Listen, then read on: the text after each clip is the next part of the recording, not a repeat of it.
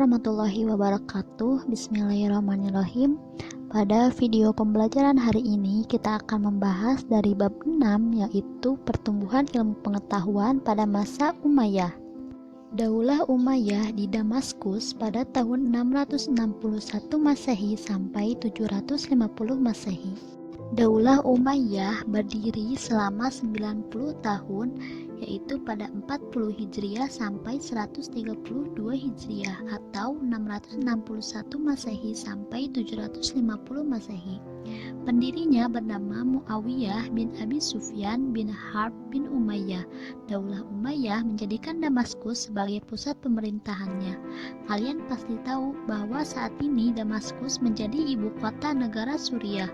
Sebagai pendiri Daulah Umayyah, Muawiyah bin Abi Sufyan sekaligus menjadi khalifah pertama. Adapun secara lengkap para khalifah Bani Umayyah yaitu yang pertama Muawiyah bin Abu Sufyan, Yazid bin Muawiyah, Muawiyah bin Yazid, Marwah bin Hakam, Abdul Malik bin Marwah, Al-Walid bin Abdul Malik, Sulaiman bin Abdul Malik, Umar bin Abdul Aziz, Yazid bin Abdul Malik, Hisham bin Abdul Malik, Walid bin Yazid, Yazid bin Walid, Ibrahim bin Al-Walid, dan Marwan bin Muhammad. Pada saat Daulah Umayyah diperintah oleh Al-Walid bin Abdul Malik, keadaan negara sangat tentram, makmur, dan tertib. Umat Islam merasa nyaman dan hidup bahagia. Pada masa pemerintahannya yang berjalan kurang lebih 10 tahun, itu tercatat suatu perluasan wilayah dari Afrika Utara menuju wilayah Barat Daya, benua Eropa, yaitu pada tahun 711 Masehi. Setelah Aljazair dan Maroko dapat ditundukkan, Tariq bin Ziyad, pemimpin pasukan Islam, dengan pasukannya menyeberangi selat yang memisahkan antara Maroko atau Maghrib dengan benua Eropa dan mendarat di suatu tempat yang sekarang dikenal dengan nama Gibraltar atau Jabal Tariq. Tentara Spanyol dapat dikalahkan. Dengan demikian, Spanyol menjadi daerah perluasan selanjutnya. Ibu kota Spanyol, Cordoba, dapat dikuasai dengan cepat. Menyusul setelah itu kota-kota lain seperti Sevilla, Elvira, dan Toledo. Di zaman Khalifah Umar bin Abdul Aziz, perluasan wilayah dilakukan ke Prancis melalui pegunungan Pirenia. Misi ini dipimpin oleh Abdurrahman bin Abdullah Al-Ghafiqi. Dengan keberhasilan perluasan wilayah ke beberapa daerah, baik di timur maupun barat, wilayah kekuasaan Islam masa Bani Umayyah ini betul-betul sangat luas.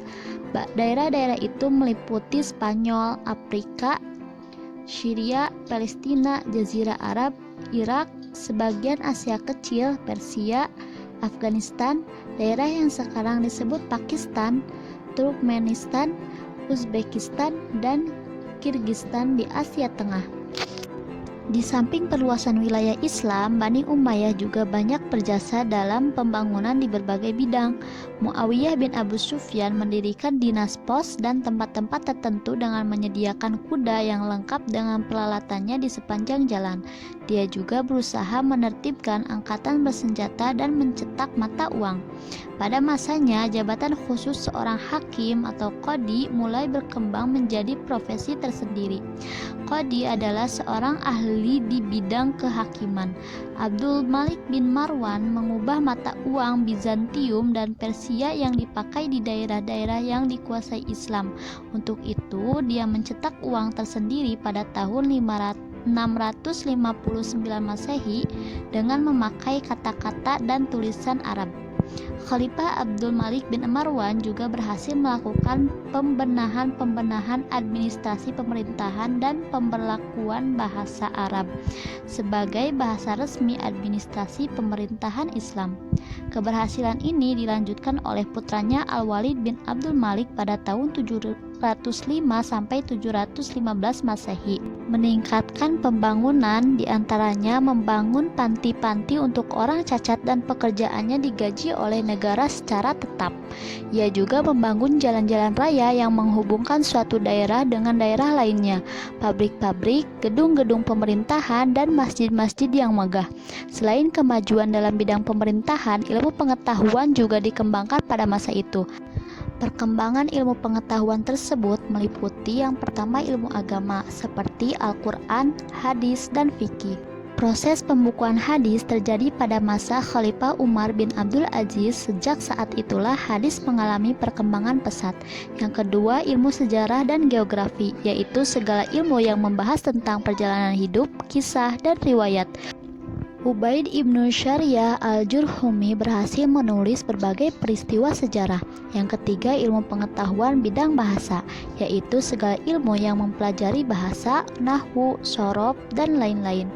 Dan terakhir yaitu bidang ilmu filsafat, yaitu segala ilmu yang pada umumnya berasal dari bahasa asing seperti ilmu mantek, kimia, astronomi, ilmu hitung, dan ilmu yang berhubungan dengan itu serta ilmu kedokteran.